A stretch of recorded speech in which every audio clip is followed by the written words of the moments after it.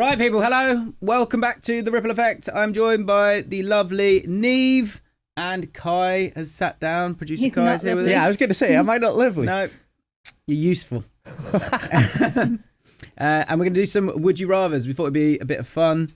A lot of these are quite topical. Some are sort of deep historical questions as well.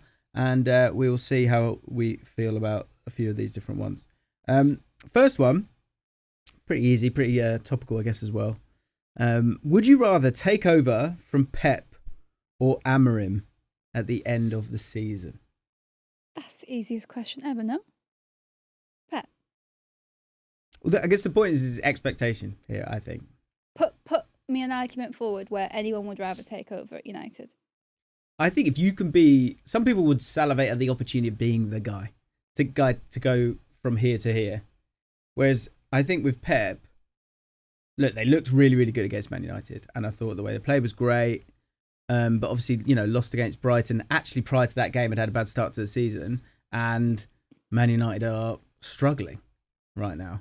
And I mean, we'll get onto Man United, but like the system there and the way he was able to sort of take it apart was perfect for the group of players that he had. He had to put the right people in the right places, which he did brilliantly. But yeah, I wouldn't say like Man City are back yet.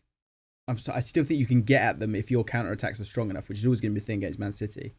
But regardless of that, there's a question later in this where we're talking about like who's the face of the Premier League, and we'll get to that. But like Pep has been one of the faces of the Premier League, like from start to finish, right?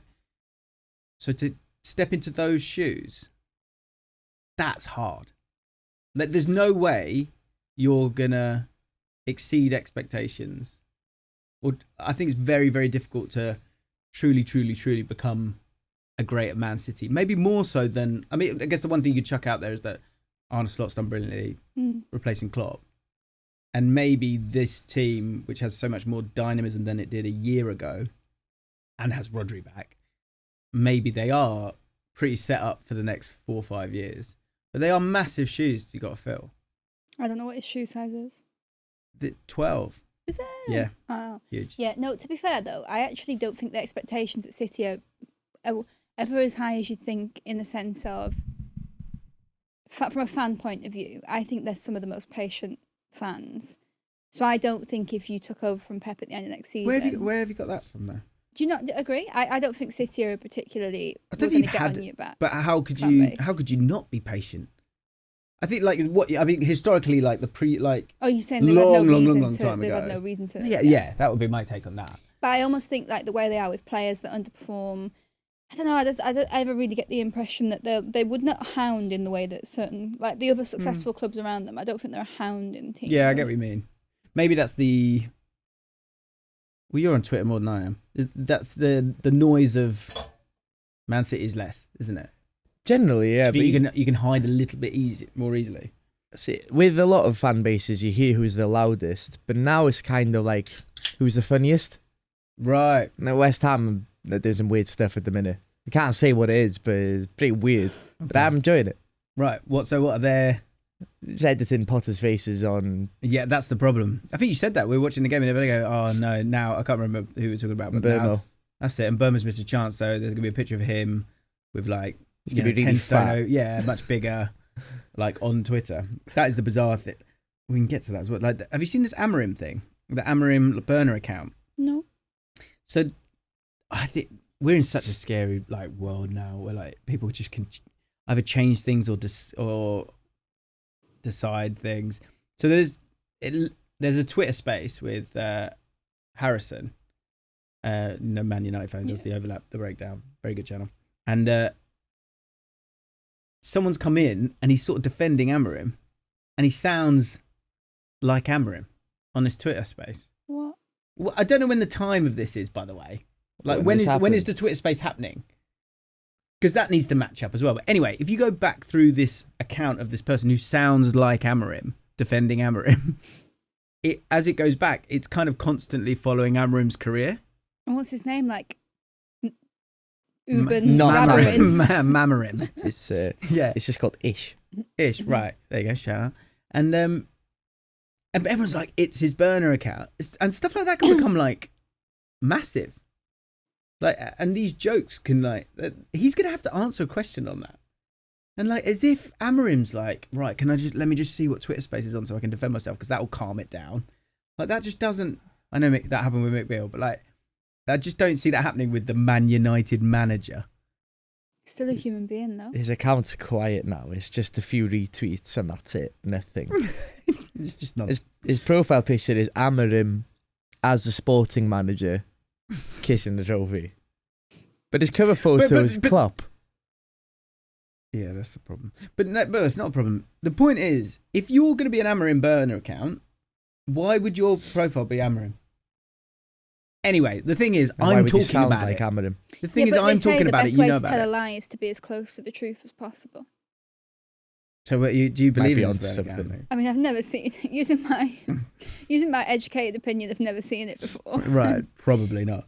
But yeah, my point there is that I think Pep could easily win the league this year. He could easily win the Champions League this year. I think with Amorim, I reckon. Do you think that job is more appealing for new managers now than it was when Amorim came in? No. No. I think less so. I think it's like football is full of egos. Right. Everybody wants to be the guy that saves them. Yeah. I see. I'd be tempted. I'd probably take the United job. Because if you fail, it's the ownership. Yeah, and your stock. Ten Hag got the Bayer Leverkusen job. Yeah. I'm not sure how far it drops. And I do think, like some people are saying it's a system, some people are saying it's not a system. I think it is a system. I really do. Personally. And so you would change that.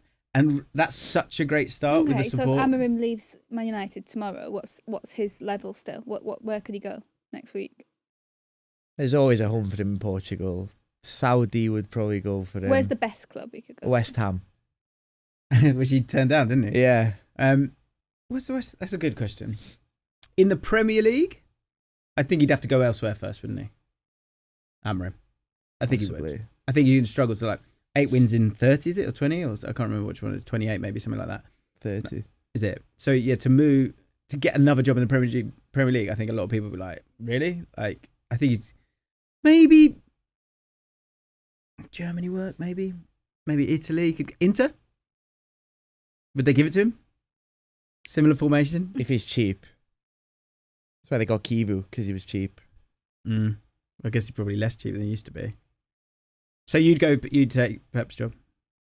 End of season? Yeah, because you've got better players, you've got an Got better ownership chance. that, generally speaking, have made mostly right decisions in terms of recruitment and other things. You've got an amazing academy, and yeah, you've got a fan base that I don't think will jump on your back if you're not instantly successful. Okay. I think I'd go United. Depends what club I'm at already. If I had no chance of getting, it depends what the conditions of it are. Yeah, no, you've just been like, I'm coming from Sporting. you just had a really good save on Football Manager, and they've gone, this girl's got something. Let's get him in. Size is 9.5. Ooh, That's actually not a 9.5. big foot. no. That's It's not big difficult. shoes to fill, because I can fit in a size 9. I'm size 8, so I reckon I could actually walk around in his shoes. It might be a bit uncomfortable, but I think I could do it. Okay, Amorim, come back to us. Rory says, would you rather, kind of the same thing, would you rather be stuck in a project with a manager that you don't know will work for definite but you want to believe in, or turn into a sacking club where every 2 years a manager gets replaced and it might give you short-term success? Where do you sit on that one? So I would rather be the second one. Just sack. Just keep sacking. Yeah, because success. The sacking thing, obviously, I've been talking about sackings regularly as part of your job, which is mental. I always struggle with where I sit on this in terms of like, how patient should you be? How disposable should a coach be? Because every manager that comes into a club is the messiah, and he will be the genius, or he will be the clown. Yet, and if you're so certain that someone is the genius, to sort of give up on them That's what I think I'm always a bit late to kind of go, okay, now you probably need to go. But you're probably right by just going, okay, let's change it. But then you look at, say, like a Watford, who just changed it. At some point, it starts to like decay, I think, a little bit. Because the power of the sacking is not as powerful as it like once was for a group in terms of going, right, we need to sort of switch on now. Yeah, and I suppose, I mean, trying to relate it to like where I've experienced that as a football fan. And I'd say with Napoli, we've had there's managers have come and go. At Bolton, maybe we might have stuck with a manager for until recent times for a bit longer, like Phil Parkinson. That was a project in which you knew he would get us out of League One, but then you always knew that you actually know. You sort of then it was only a ticking time, like it was only a clock. What is that? Ticking time bomb. Yeah, before you'd be back down. So that wasn't really trusted. You weren't really thinking, oh, we could go somewhere with this project. Say about Wrexham with Parkinson now. Yeah, you can. I think if you're honest with yourself, there's a ceiling with Parkinson. 100%. But you know what the problem? Do you know where I'm a sucker for it? And here's me being ruthless, saying I do the second. If I think somebody's likable, I just stick with them to the end. I was like that with Southgate. Right. Yeah. There was never a moment where I wanted him. Yeah, because you're sort of. There's a lot of benefit of the doubt that you can kind of give. Yeah. I think I said it right at the start. Is like, in terms of like when you're making your changes for Man United, it does feel like it's the change seems to happen. Mate, let's go back for it. Amorim mid-season. What was it? November, October last year? Yeah. November, I want to say. Prior to that, it was Ten Hag. Did Ten Hag come? Ten Hag came at the start of the season, to be fair, where they tried to reset it, because prior to that it was Mourinho and Rangnick came in mid-season. Yeah. Was that right? Solskjaer. No, sorry, it was Solskjaer, right. But it was the same. Solskjaer came in and it kind of worked. This sort of, I think, changing in the middle of the season for Amorim. If Amorim goes and a new guy comes in, it's just very difficult, and you lose all your all your goodwill. Same's happened with Potter. In that period where you're going, no, it doesn't matter anyway because it's all about next season. Like, it can't be like that. Is there a manager that United could get where they're not thinking where they think, right, okay, this manager is not our long-term manager. This manager is not someone who, like, when you sign Amorim or Ten Hag, I think you're thinking long-term. Yeah, you're thinking this is the next manager who's going to take Man United back. Is there not a world where they get somebody like a Carlo Ancelotti, who, or maybe a Conte when he was available, who your goal is you're not thinking of the long-term. You're actually just thinking, let's just do this first, and then we'll capitalise on a little bit more, and a little bit more, and a little bit more, that kind of thing. I think it's a great point, because that's at the start of the season, or last year at some point when we've spoken about it. This expectation with Man United is that they should be fighting for titles, but then you ask everyone, where do you want to finish, or where do you think they'll finish, and people are talking going from like 12th to 7th. Yeah. So you're right, they need to get to that bit where they're sort of winning some games convincingly, and every so often they might go on a 3-game bad run, but it's not that bad because we've got some good wins in the bank. Yeah. And then you need to be able, then you need to pick yourself up and go again. So basically, just go get Nuno. Oh, yeah, Nuno could do it. Or no, he couldn't. Carlo? No, I don't think he could. You've got to be inspiring. He needs to be someone who's got that assured, confident nature, who knows their worth. They know that's their capability. They don't go to a club and get lost in the club, and they know that if it doesn't go right, they know it's got nothing to do with them. Yeah. Or also they kind of know. Carlo would be good. That's what I mean. Carlo would do it, Carlo. Same Brazil. If you've got there's two options. Give him to the end of the season. You have to go through all that, or whatever it is, whatever that pain may be, and growth, maybe rebirth. Or you sack him now. What are you doing with Amorim? Next international break, he's gone. Really? I'm saying no. Nieve? Yeah, I don't like saying it, but I personally think it's just this. adamance, isn't it? I think it's that's It's what's stubborn. starting to wear thin a little bit now. It's that lack of adaptability. Yeah, I'm struggling with that as well with him because I can't. Yeah, like, I like him. Like want him to do well, and you want different ways of football to work. I just think it's so cutthroat at the top level. And also, I think there's just like a few things that he's done where do you know what I think his big thing at the moment is actually that's hurting him is that defense. It just keeps even against City, they still looked in the game when they were losing, and then they bring Maguire on for Euro. Yeah, was it Casemiro as well? They brought Casemiro on. They just sort of changing those defensive players, and they just lost any sort of momentum. Yeah. Next, would you rather from Harry, FPL Harry? Hope you're well, mate. Would you rather be Ange, Potter, or Amorim right now? I'll just be myself. Yeah, that's nice. No. Which one are you most like, Ange, Potter, or Amorim, Nieve? Probably. I don't think I've got a single characteristic of any of them. I think I'm like you're like Ange. I think I'm like Amorim. Sadly, no. Actually, I'm like Potter because I'll keep trying to tweak and change it. Like Football Manager back in the day, people will remember. I was just tinkering. Instead of just stick to a set system, I just wouldn't stick to it. I would change all the time. 2 target men. Try to play with 2 target men. Yeah. Changing the game. Yeah, wingers get beyond. The gas leak that day. So yeah, who would you rather be right now though? In terms of, yeah. well, I think you've got to. This is an easy one. I think. It's not. I think you want to be Ange. Yeah, 100%. That's a good squad. See how tanned he is? Yeah. It's a good squad, but it's a crazy. They've literally played a certain way for over 60 games straight. They've tweaked it like the Brentford game. They were like popping it about. That Brentford was struggling. That they had a lot of players missing. And the players that have come in, there is a lot more. They had a techie summer. Is that the bad techie or the good techie? I say the right one there. There's a lot of techie players that have like come through the door, like McAtee, like Amari Hutchinson, Dan and Doy. Dan and Doy's class. Dan and Doy. he is But is really it good. Bakwa? Is it Bakwa? Bakwa, yeah. He looked good as well. So I think they are kind of making that little wiggle Yeah. and move. Do you know what I mean? Yeah, I agree. I'd rather be Ange.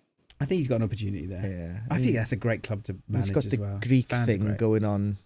Yeah. Ange and Mr. Marinakis. And with Mr. Marinakis, because he does steal the spotlight a lot of the time, or takes it, or he's a magnet to it. It's one where if it kind of goes wrong, there's an out. I think there's an out for Ange's stock as well. Yeah. Keep playing nice football, someone will hire you. Yeah, and to Yeah. be fair, something I've always felt about this Forest side, because they were so good at playing off the ball, it took away from how good they actually are when they have to have the ball. So, I do think you're right. Okay. So we'd all rather be Ange. Mate. So this is from Ollie Thomas. You know Ollie? Yeah. Good job. Not Cool, Mr. you know. Marinakis' his biggest Good fan. guy. Is he not? He does not like Mr. Marinakis. Why? No idea. Would you rather play the Manuel Ugarte role for Ruben Amorim's Man United or Mikel Antonio's role for David Moyes at West Ham? I think this is an easy one for me. Well, I won't say it just yet. Who do you think? But what? Who do I think What you're role- going to say? No. What would you rather play? I'd be Mikel Antonio. Of course you would, We're number right? 9. Yeah, score goals, sort of. Yeah. Like work the channels, Okay, and Rihanna. just being like, to be able to stick your bum out and take the ball. I think that's such an underrated skill. I think it's a really hard skill. I don't think people do it enough. Sounds weird, don't it? Yeah, I agree. I don't think anyone wants to be doing what Ugarte's got to do in that midfield right now. He's often looked a little bit out of his depth, hasn't he, in games, Ugarte? That's the other thing with Man United. I don't think I've ever watched a team and I can see how mentally fatiguing it must be to play in that team. The amount of like, do I not go? Are we okay? Like, there's so much of that in that team, and that will drain you as the game wears on, especially in that midfield. Next one. Would you rather have Wayne Rooney or Michael Owen in your team at 18? So this was a big thing over international break, and in the international break, because there's no football, these like debates like bubble up, don't they? Yeah. I think it was Hazard Salah like last year, maybe was the one. It has on Bale as well. Oh yeah. Obviously it's Hazard. Mad. Rooney or Owen. I guess it's tough for you guys because you don't really remember Mikel Owen. I have seen both. The answer is Mikel Owen. Not an opposite day. Gotta be Rooney. Nah. No, Owen, yeah, honestly. I'm more than willing to accept that, you know, and I can watch all the games and all the archives of Owen or the like, but there's something I'll never really understand, and that is like the actual excitement when a player bursts on the scene and you've never seen them before and then you do. And I know growing up with Rooney, he is the name that was on the playground. He was the name. Do you know what I mean? Whereas obviously Owen was before that. Oh, actually, Joe, I just remembered him, Rooney in 2004. It's difficult because Mikel Owen, if you're like picking teams, right? So you're picking like the Wayne Rooney that's Wayne Rooney, but you're playing in 1998, 99, when Mikel Owen burst on the scene, and they're both 18. If you're picking teams, you'd pick Owen because the way football was, a lot of space. You could play him in, and he was deadly, and he was just lightning. But then with Rooney, what you could say is Rooney obviously had all that incredible talent. He could beat any man, and he could shoot from outside the box, could score any type of goal.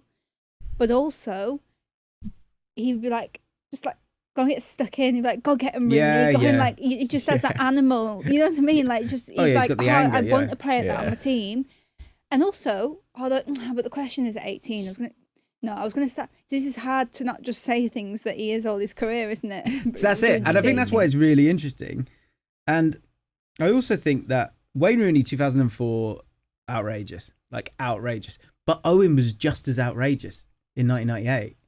Like, and people don't know that, like, understandably. So like, I get why people think. And did Rooney have a better career? Obviously. Was Rooney a better player? Obviously, because of like the longevity of him as well. Way more rounded as well. And way more rounded as well, exactly. But in that moment, at that time, Owen was, and he did drop some facts in that interview with Rio Ferdinand, where he's like, he won like at 17 and 18, he was the top scorer in the league. I can't stop thinking about the smashing a house down thing. What lives in my head. Oh, it's a great line. Yeah. He's talking about defenders and attackers and how it's it's much harder to build a house than it is to knock it down. Yeah, it was a good line. He said, give it 2 weeks, knock that house down. Someone give him a house. I want to see My this. favourite Owen line is that he's got the bravery to throw the apple in the bin. Yeah, and his mum just nodded at him. Do you know what? I think that the PR for him of that interview is brilliant because I think you're you're different, but you're fun actually. I quite enjoy it, and you'll say it. So fair enough. Do you know? I had a job that involved having like a 5-minute interview with Mikel Owen, and he's got a nice like gentle paternal side to him, but also he's naturally like just a really funny, good guy. I think he on deserves more purpose respect. or I think so. do you? Yeah, I can't tell if it's on purpose or not. No. I think he's definitely. I'm listening. Maybe I'm it's a bit going. of Yeah, both. this is funny. In a similar sort of sense with Gary Neville, they're similar under the same umbrella for me, in that they'll say lines and come out. I'm like that. I'll come out with lines and say words, and I don't think I've been funny, and someone will giggle, and I'm like, what did I? Because maybe it's just a bit autistic for me. But I also kind of mean it as you well. lean into it. Maybe. Yeah, lean into it. I think that's it. I think you're right. I think Owen does lean into it a little bit. But yeah, and the thing with Rooney as well. So as I say, Rooney 2004 against France, frightening. Again, goes to Man United. I guess maybe he's still 18 there, but maybe this is where it's a bit unfair. Is Rooney? When I think of Rooney at Everton, wasn't that good? The team though. Team's Wasn't awful. Yeah. Like, I know, but yeah, okay, maybe. But like it's not about. Put your mouth on all about Everton's numbers. team. Yeah, I hear it. But that's where maybe you're right. Maybe that's a good point. Good point. Yeah. And as well, Mikel Owen could have played for Wales and never did. So Says a lot about Probably, him. doesn't he? Yeah. It's from Harden. Let us know. What's your answer on it, Owen or Rooney? I do find myself. I think the truth is probably. I always go to if you're picking teams, and I think I'd be so afraid if you're playing 4-4-2 against 4-4-2. I think you're so afraid of Rooney. Owen, sorry. Whereas the way football was kind of played then, it was a bit more direct. Rooney would get the ball in cool areas, but I just think, Rooney, but I think you're just as afraid of Rooney, but just for different reasons. Because Rooney true. just take the ball past you like that. Yeah. Messi or Yamal in your team at 17? Probably Yamal. At 17, yeah. Yamal's Because I'm arguably pretty better. sure Yamal at 17, what is he clocked up like 100 games by 17? Yeah. Yeah, Whereas it his was a numbers little are bit better. more gradual, wasn't it, with Messi coming into the I think team? they were maybe a touch more careful with him. Yeah. Speaking of being careful, do you see what Hansi Flick said over the weekend? So Spain played Bulgaria and Turkey, and he was given painkillers to play in both games. He's got back groin. Yeah, and then he couldn't play for Barcelona against Valencia at the weekend. Barcelona won 6-0, but Hansi Flick was very clear that it's not. Spain need to be careful. Interesting. I mean, you hear that all the time. It's just putting a bit of pressure on them. But yeah, that's the thing with Yamal. Yamal's supposed to say, because Owen's hamstring just went, and then it wasn't repaired correctly, and that's what just destroyed his career. So it's such a shame with Owen. You didn't really see him at 26 with the same pace. It would have been pretty scary. Yamal's so different to Messi though in terms of how they play. Yeah, Yamal's way more similar to Neymar. Yeah. The thing with Yamal as well is I kind of know what he wants to do a lot of the time. He's got that cut inside and more so than going on the outside. I'll be intrigued to see if there comes a time where he can be stopped on obviously it's going to be very, very difficult, but on somehow some easier level than Messi. Because Messi is, when I think of Yamal, I think of him, there's 3 or 4 things he'll do for me. Whereas Messi, he'll just go, right, and just do some kind of madness.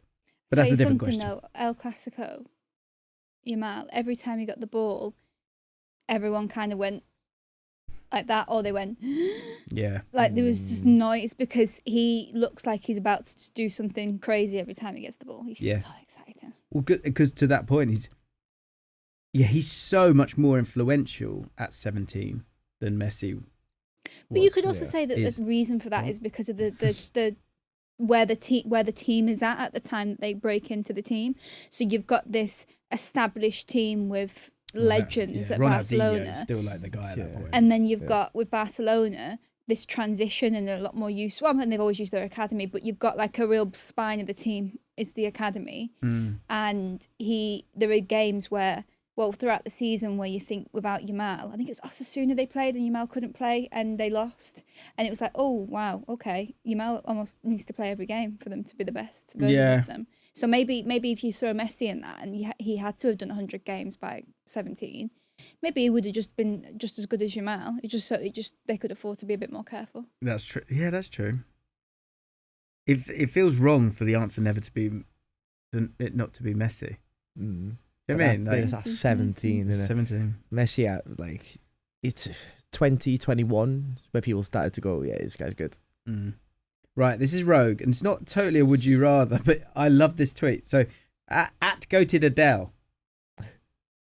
Yeah, give him a follow. He said, Great I'd love singer. it if you discussed this. Okay, right. You're going to have to concentrate, yeah. So let's say you have a player who is a bang average Sunday League Division 3 ability player. But if he has a free kick within 30 yards of the goal, it is a guaranteed goal. No one can save it and no wall can stop it. Would a Premier League team sign this player for the guaranteed free kick goals, given his absolute lack of offering anything else throughout the season? The player is 28, so must be registered, but is English and would count as homegrown. If you think a team would sign him, which team? And if not, how far down the pyramid would you need to go for it to be a viable option? Premier League, no. Championship, yeah.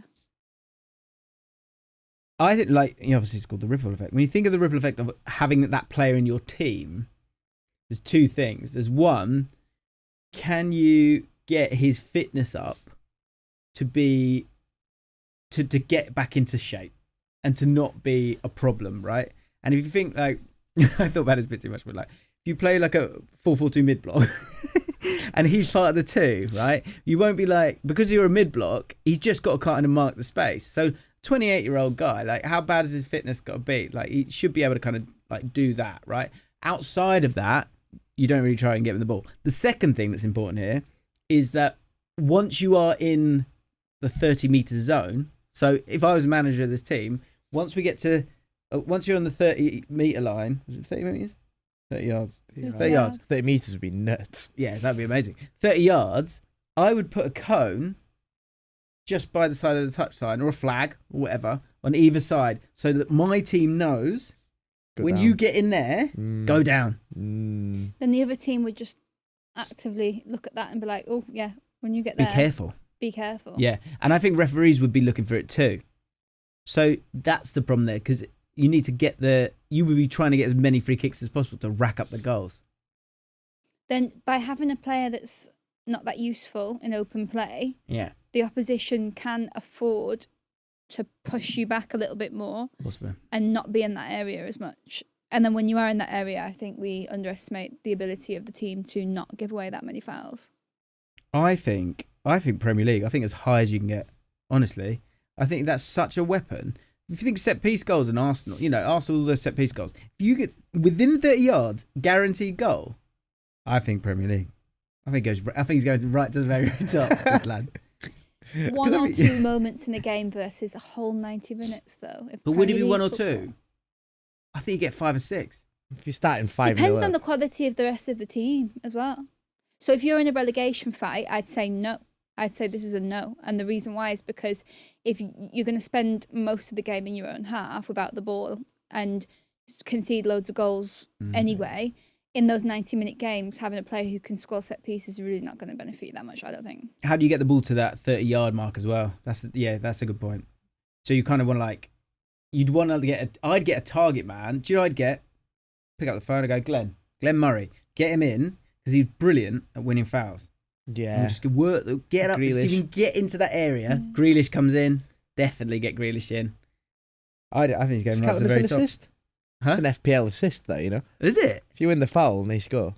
I think that, honestly, I think set pieces is such a big part of the game, and a lot of teams can work their way up the pitch at the very least, especially with the way that teams defend.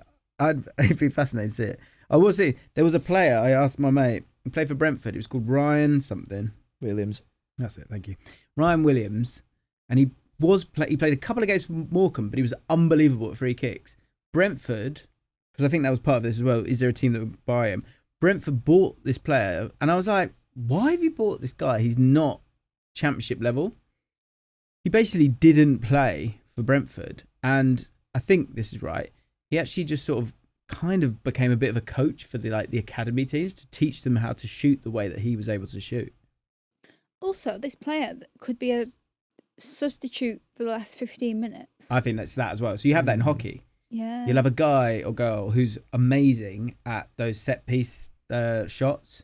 I remember watching the Olympics. There'd be a guy for Great Britain, and you bring him because it's roll on, roll off. You just bring him on for that moment. Okay, here's a question then. So, as an extension of that, let's say he gets in. He's in the Premier League. This guy's built a name for himself for being really rubbish, but you want to give him a name? Let's go for Frida Kicker.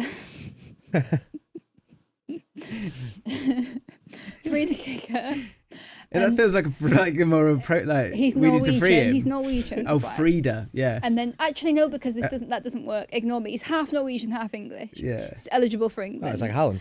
And and he's known for being rubbish, but scores these free kicks. The World Cup comes around. Is he that player that we're saying should they go to the World Cup? Do you think he'd go to the World Cup of England? What? Yeah, 23rd. The guy. Yeah. Always it's like one of James those, Ward-Prowse all over again. Yeah. We could really do with him. We're not going to play him. We could do with him though. I don't know. Yeah. I've done squad selectors where I've said that. I was like, take QPR to play with Matt Smith. played up top, and he'd win every header. Every header. He was world class at heading. Yeah. Like, if you've got 5 minutes left, because that's what happens. Games break down, and everyone goes, right, just hit it long. Get a monster up there to win all the headers. I think there's every reason for someone like that, like an Andy Carroll or whatever. Scored against Everton FA Cup before Oldham 2009. Mate, good player, very good player. Okay, so yeah, I think he's going right to the top. You think Championship? What do you think? I think Prem. Someone's gonna do it. Take that, haven't you? It's a squad game. Right. Would you rather never win a club trophy but be the best player in the world, or win every trophy but only play one game per season? Best player in the world. Best player in the world. Only play one game per season. How boring is that? Yeah, that's rubbish. Imagine once you've had your game as well. Like, that's yeah, it for me. yeah. Are you aware of it before you go to the season? And you get to choose the game you would pick. Yeah, which game are you choosing? You just because even if you take the last game, you're like, yeah, but what have I done? Yeah. Don't get a medal for that. Do you get a medal for that now? Well, because this, do you know what it makes me think of? Because you can ask the question to people: how many Italians have won the Premier League? What would you guys say? One. How many Italians? It's actually 2 now. Yeah. Chiesa. Chiesa and Balotelli. People might wrongly say, oh, what about Federico Macheda at United? But he didn't, and it's actually quite sad because he did have involvement with United that season. I think they played Villa, and he was like massively involved in that game. Yeah. But and there could have been towards the end of the season times when he could have come on and made appearances, but Sir Alex never did it, and he never got a medal. So you wouldn't get a medal for one game. So that's true. Well, okay. What if they change the rules and you get a medal for one game? Yeah. You don't feel like a Premier League winner. I'm showing them to everyone. Huh? I've got a Prem medal. I'm wearing it down the street. I don't care if I play one game. How embarrassing though. But you were like, I'm the best player in the world. Think of the money you've got. The post-retirement dinners, and you're going around parading your medals, and you'd have to really big it up. You'd have to what's 90 minutes in seconds? You'd have to like say I played this many seconds. Yeah, the after dinner speeches could be tough. Yeah, I think best player in the world. I think sadly. Because overall, football's full of like loads of moments. So you end up scoring like 300 goals, don't you, in your career? Definitely best player. Eagle's Nest. If you were a player, would you rather be a one-club player for a mid-table club, or push on and be a fringe player for a top club? Big fish, little pond. Little fish, big pond.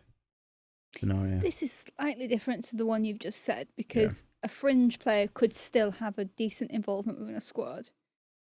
Right. It's a good point. So what are we saying to fringe? Fringe player is... who's a fringe player? Zinchenko at City. I thought not many footballers have fringes, by the way. Something to think about. It is something to think about. Not like clear like a clear fringe. Yeah. I think one. So you think about like Cody in the England You might get more cushion for the header as well. The thing with Cody as well was that apparently he was a right laugh. So, like, that's kind of cool in itself. Imagine if you're known as, like, the right laugh. Does that wear thin, though? Famously doesn't have a fringe. Yeah. This depends on who you support. So lost. Right, fish, fringes. Would you rather... So, okay, hang on. Who won the league last year? Liverpool. Chiesa's role last year for Liverpool. Or Calvin Bassey, Fulham. Oh, Chiesa. Because you still get moments. You still get moments. Do you know what I mean? Yeah. I think life for living, you want to tick a lot of boxes. But that's your whole season. Look at Origi Liverpool. That's a great example. It holds my because nightmares. You've got this, you could still have such a legacy at a club being a fringe player because you come on that pitch. Yeah, it depends where you play. Like if you play up front, you're getting those moments. If you're, I don't know, Shimikas. You still get moments, potentially. Yeah, I guess you're on the pitch when the moments happen. Maybe. It depends who you support. But you're Mark Noble. Like you're God at West Ham. Yeah, I'd love that. I think I might... QPR, I think I'd just go, look, it was a battle, lads, but I stuck it out. And that means something. That would be at Everton. It's hard, isn't it? Because you want to live your life, don't you? You want to win things. I don't know. I think if I wasn't a QPR fan, it would definitely be fringe player. Yeah.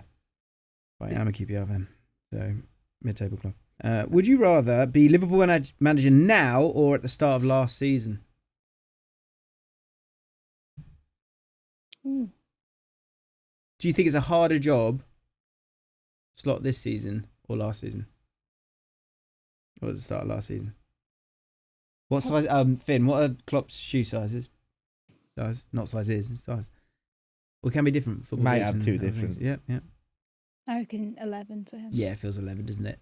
Like 10 minimum. Yeah. Big shoes to fill, you could say. And Slot had to fill them. And he did. Scream small feet, Slot. Little You size think? 7s. Little clogs. UK 10. He's a UK 10. German 6. Yeah. I think it is a trickier job this year.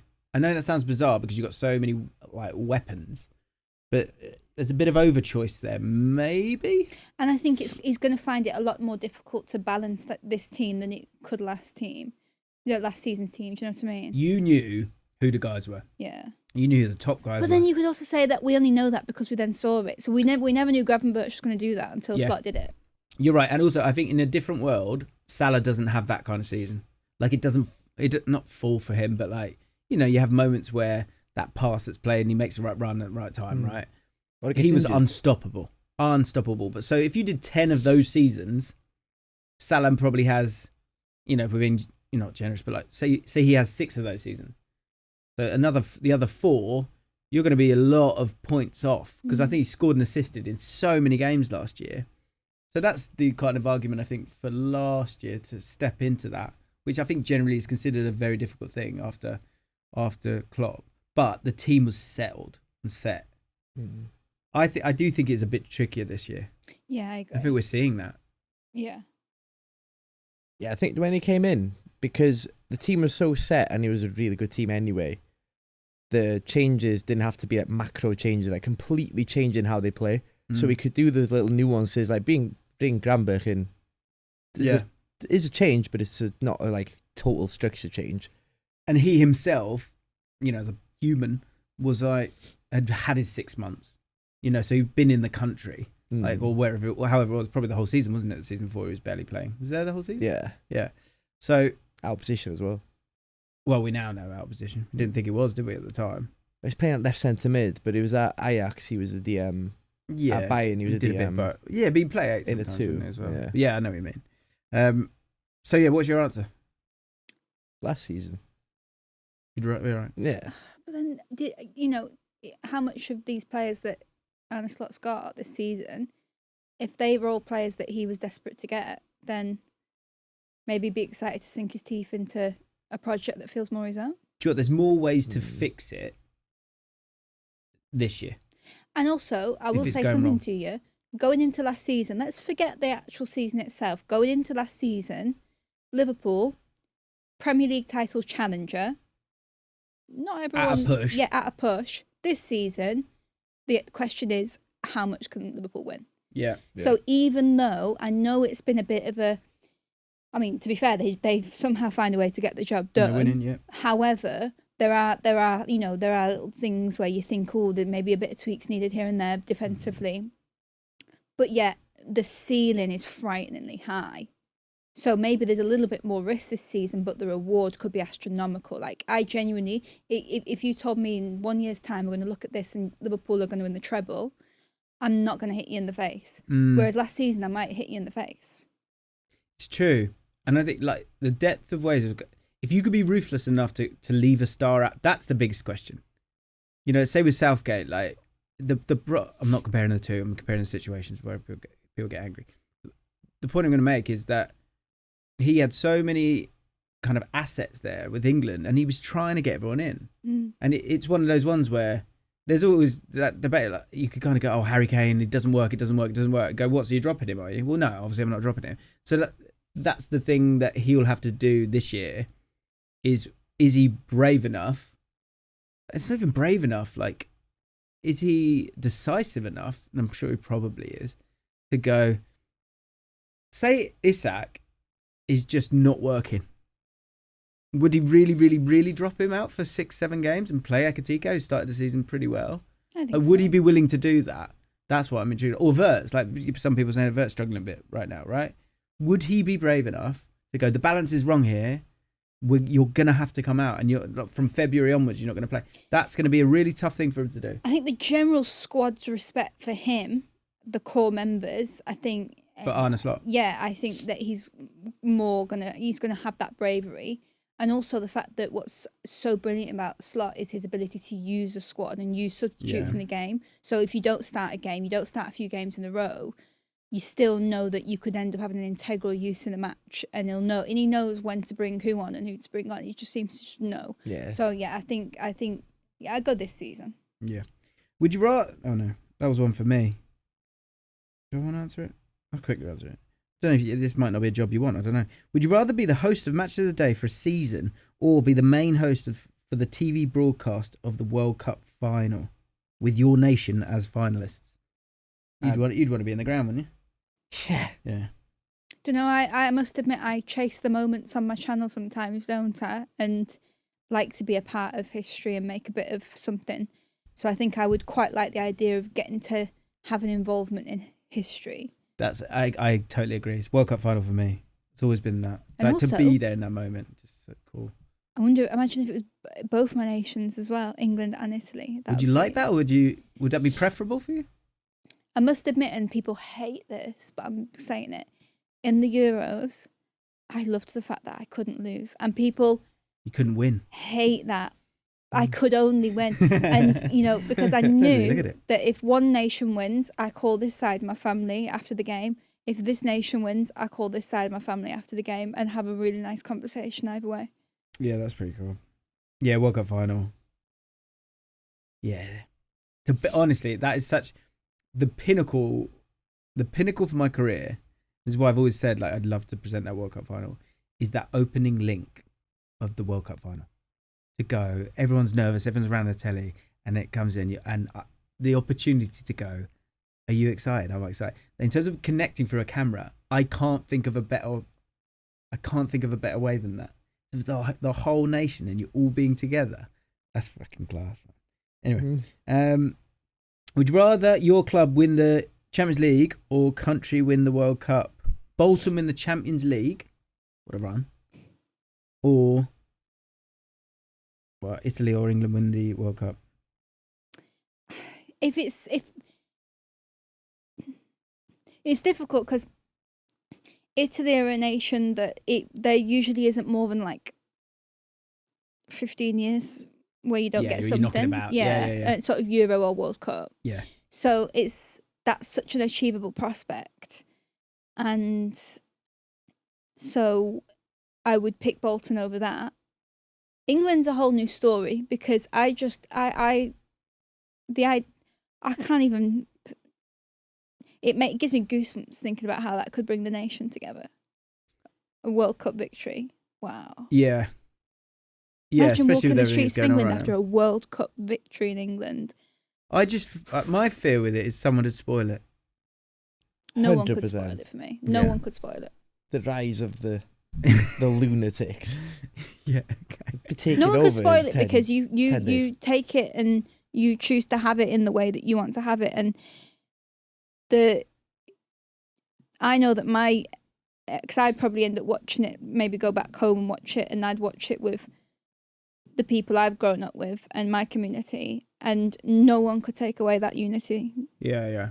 I think that in its most perfect form, like it'd be outstanding, wouldn't it?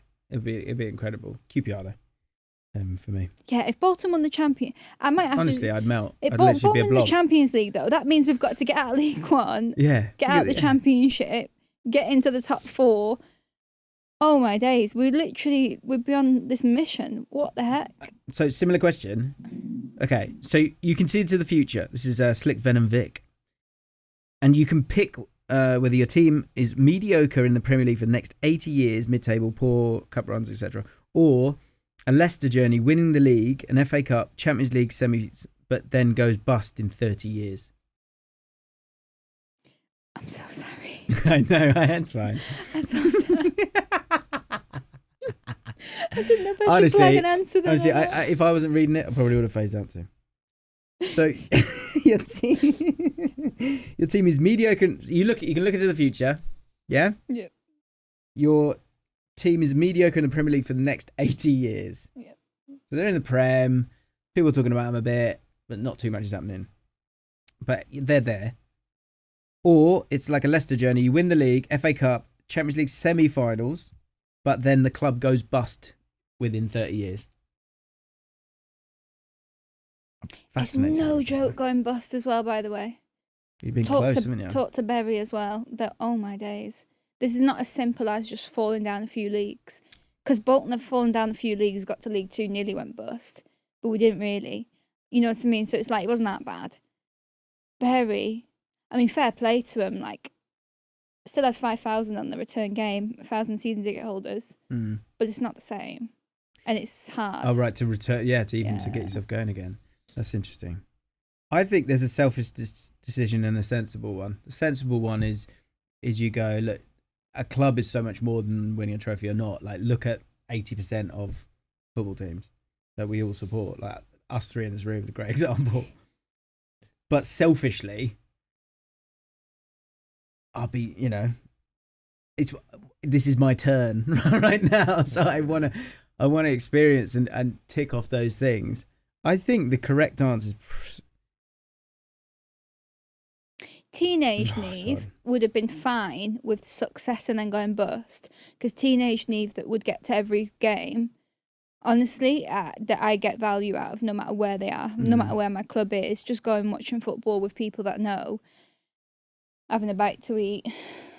Whereas adult Nieve that struggles to do that and might have to watch games on telly, do you know what? Would much prefer to have a team that was talked about a little bit more, had better coverage, had better players that you got to watch, and be like, oh, you see this guy? Like right now we've got, this is the thing, I don't need it to be the Premier League, but like we've got a player at the moment, Cozy Dubry, and he's just quality. He's so good. And it's like, if you're busting you're non-league, you're not getting that. You're not getting that little bit of excitement. I just want a little bit of excitement. I think the problem with this is that you can see into the future.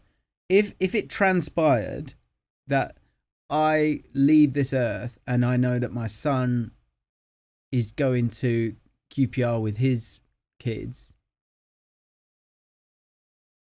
and the journey from here to there, I didn't know if we were going to go up or down or whatever it might be, but we're still there. And as I leave this earth, he's still there, and he gets to have that like I've had with my dad. Then that's the answer. But if you can see into the future and you don't have that possibility, so there's then no it's already chance dead. In the 80 years. There's no chance of anything. That's what Slick Venom Vic say. So I think, Damn. But either way, I don't want to see into the future. That's the important thing. God, no. No.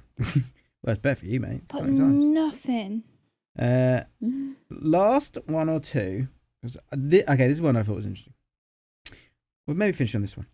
Would you rather be Gerrard scoring that 2005 Champions League goal, Olympiakos, I think it was, or be Aguero scoring that Premier League title-winning goal? Now, the Aguero goal is like, it's little touches, isn't it? And then he puts it in. Yeah. But it is last-minute Premier League winning goal. In terms of the importance in the moment, and he is at home, obviously. He's at the Etihad. Gerrard, at home, just as important. Not just important, sorry. It's not just important. Just as important within the context of the game and it being last minute and stuff like that. But the goal is miles better for me. Like, he's walloped it. To have that, when you strike a ball well, to be able to strike a ball well and see it go in that corner and be able to wheel away like that is pretty cool, man. So that's what makes it harder for me. Also, Gerrard had no right. Liverpool had no right. Whereas City, I think if you asked a City fan, I think they would have had more belief in their minds that they'd get the job done and win the title in that game than even a few years later against Aston Villa at home last day of the season when they went down. I think it was Rodri that scored the winner in that one. Gundogan, I think. Oh, was it Gundogan? Yeah. I was at that game, Yeah.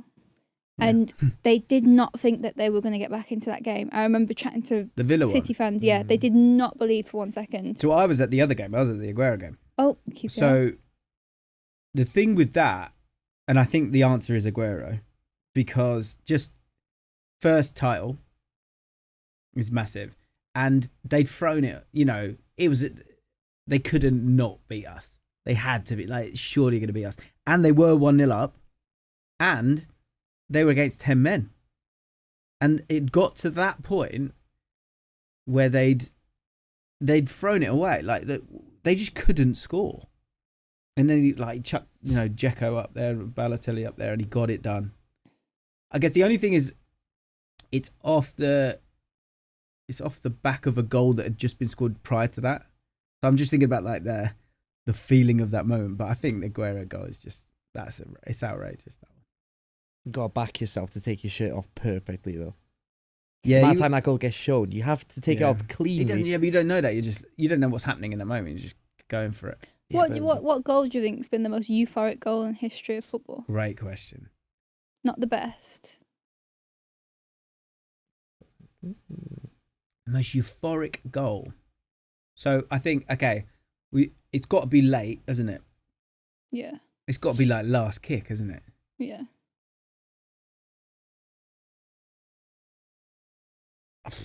The most euphoric goal I've experienced is Zamora.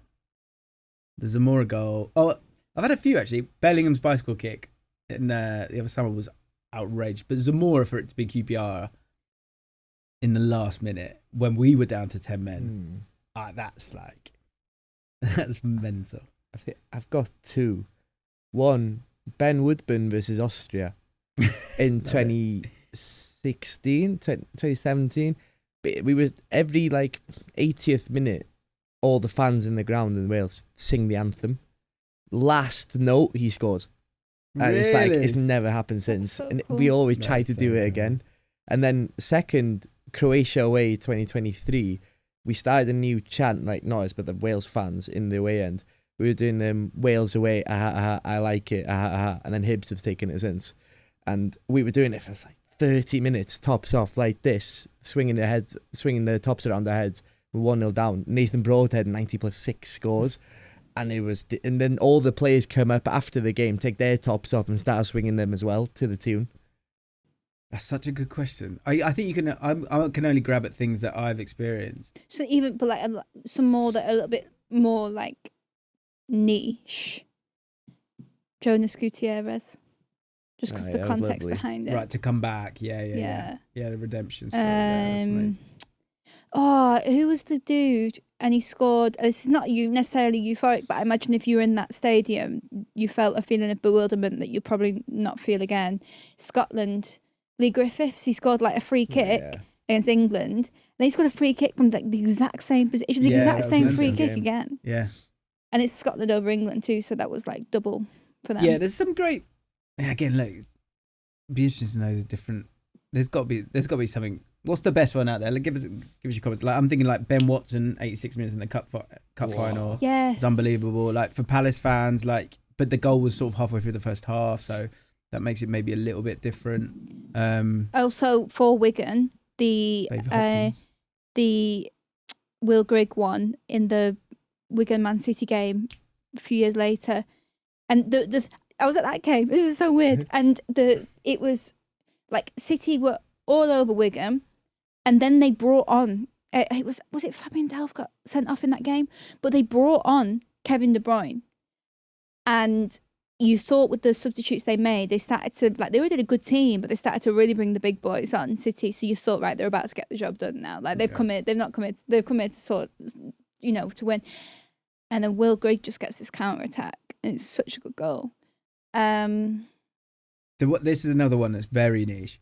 So Brentford were playing Doncaster, and they were I think they were second and third, or maybe first and third or something like that.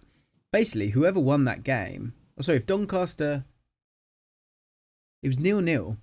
I can't remember the total things, but basically whoever won the game won the league, right? And it's at Brentford, and in the last minute, Brentford get a penalty. I think his name is Marcello Trotta. takes the ball. He was on loan from Fulham, Italian guy there, obviously, and he took the ball off Kevin O'Connor, who's like the guy, like Mark Noble of Brentford. He works for there now, and he would always take penalties and score penalties. And forgive me if I'm butchering this, but this is the gist of it. But Trotter took the penalty, wanted to take the penalty last minute to win the league. Hits the bar, bounces. They're all going, oh my God. The ball breaks. Doncaster go down the other end and score to win the league in the last minute. Wow. Crazy. Yeah. Or Deeney. Got Troy Deeney. Deeney's one as well. That came as well into my head from going one end to the other end. Let us know yours. What's the most euphoric goal that you've witnessed? And is there one that can be decided as the greatest? That was Would You Rather. I enjoyed that. Went all over the place. Nieve's going to do Dream Teams this week. Format within a format. Within a format within a format. So make sure you follow the podcast for that. Thank you, Kai. Well done. Thank you, Nieve. Well done. Am I allowed to have a cup of tea before we do Dream Team? Absolutely. Thank you. And thank you, Finn. Well done. Bless up. Bless up.